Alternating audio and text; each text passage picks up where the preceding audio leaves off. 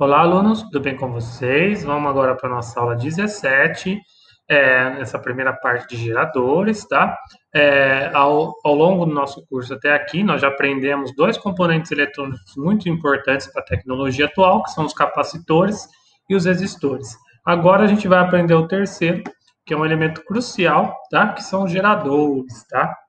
Então, só para revisar um pouquinho, geradores, uma das características deles, né, vão ser as pilhas, né, mas aí você inclui aí fontes de alimentação, fontes de tensão, baterias, mas só curiosamente, as pilhas, né, as primeiras pilhas secas, né, elas foram revolucionadas mesmo no século XIX com Leclanché.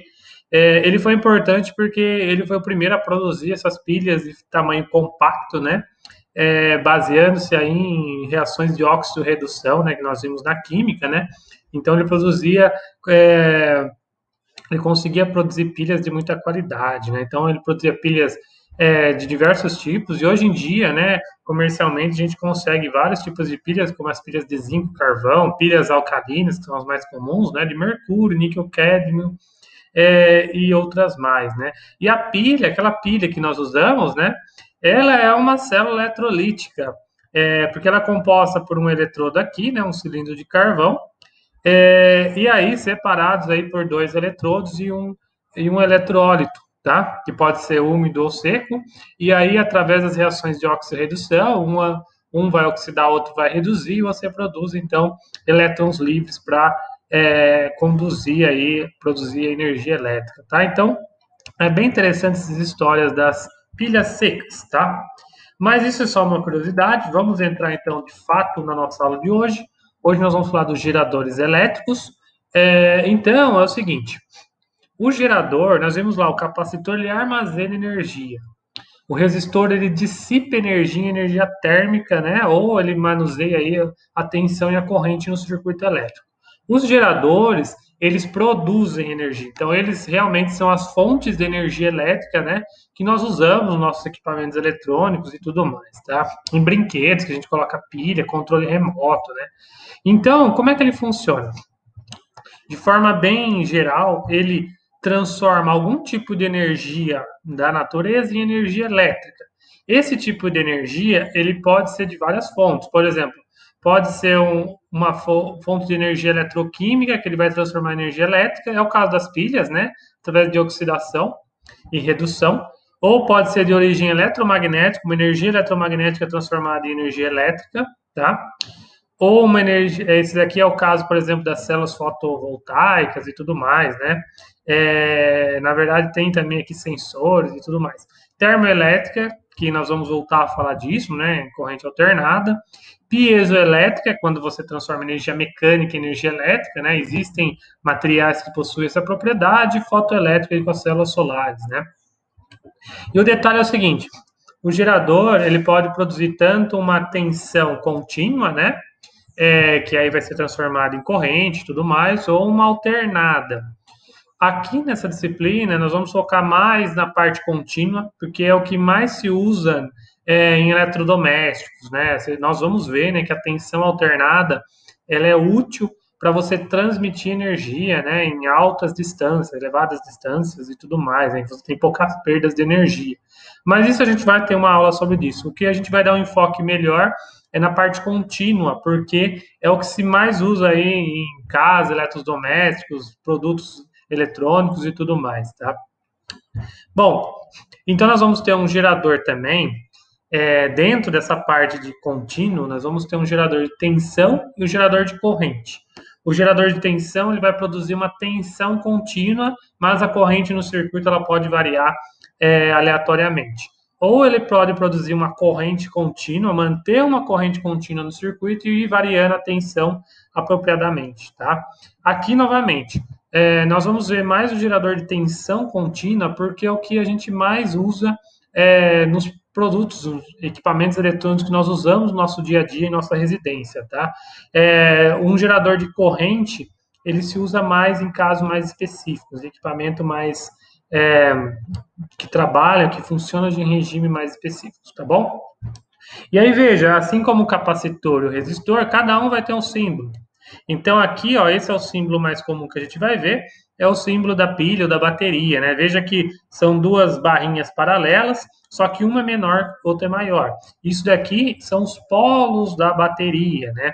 O barrinha maior vai ser o polo positivo, barrinha menor vai ser o polo negativo. Ou ainda você vai ver uma representação assim como dínamo, né?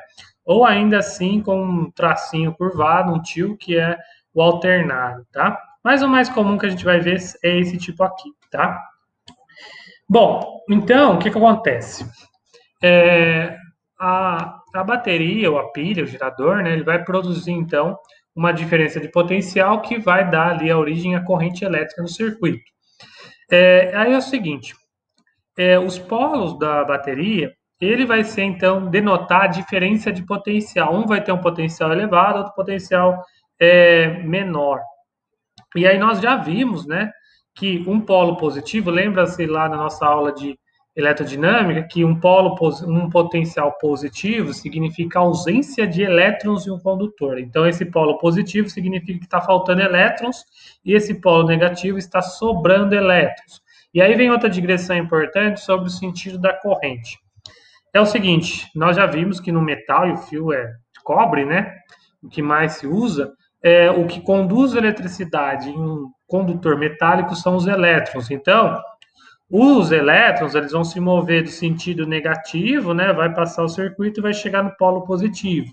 Esse sentido da corrente é o sentido convencional, que é o sentido que os elétrons estão se movimentando. Mas historicamente, né, eles não sabiam da existência do elétron, então eles convencionaram que o sentido da corrente é o sentido do polo positivo para o negativo. Esse é chamado sentido convencional. Desculpa, o sentido que os elétrons vão se mover é o sentido real, tá? Então, só para resumir, o sentido real da corrente é do polo negativo para o positivo, tá? Porque são os elétrons que estão se movendo, né? Eles vão para a direção onde está faltando elétrons. Então, eles vão para a direção do potencial positivo. Essa é a corrente real.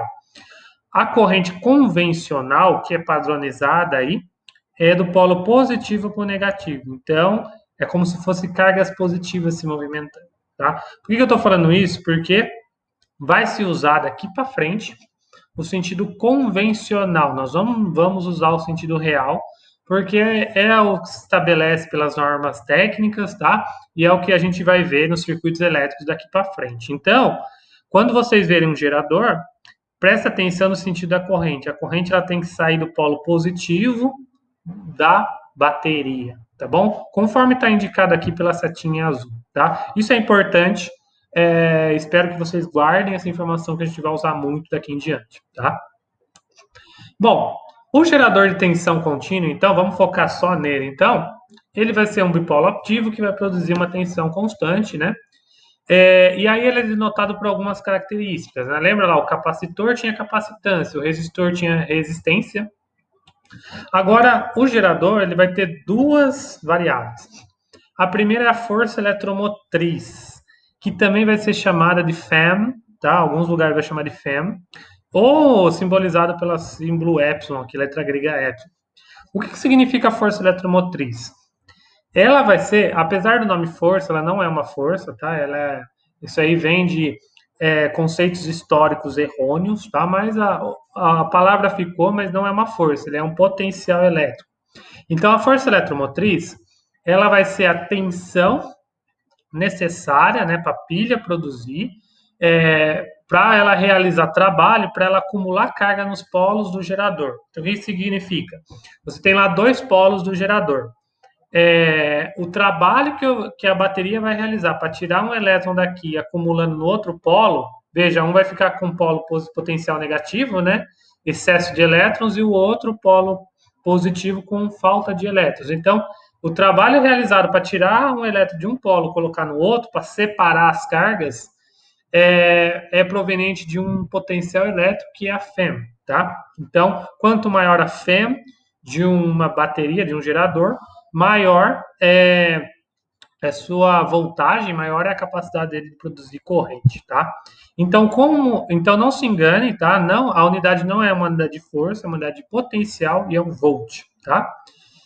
Outra característica do gerador é que ele vai ter uma resistência interna, ele vai ter uma dissipação de energia, tá? Desde dos eletrodos e tudo mais, tá? Então, nós simbolizamos todas essas perdas de energia por uma resistência interna. E aqui nós vamos chamar de Rzinho justamente para diferenciar do resistor, que é um Rzão, tá? Então, Rzinho, sempre quando aparecer, é uma resistência interna do gerador, tá? Então, ele é responsável por perder um pouco dessa energia internamente. E lógico, em alguns casos, alguns exercícios, vai aparecer lá gerador ideal. O gerador ideal é aquele que a resistência interna é nula, tá?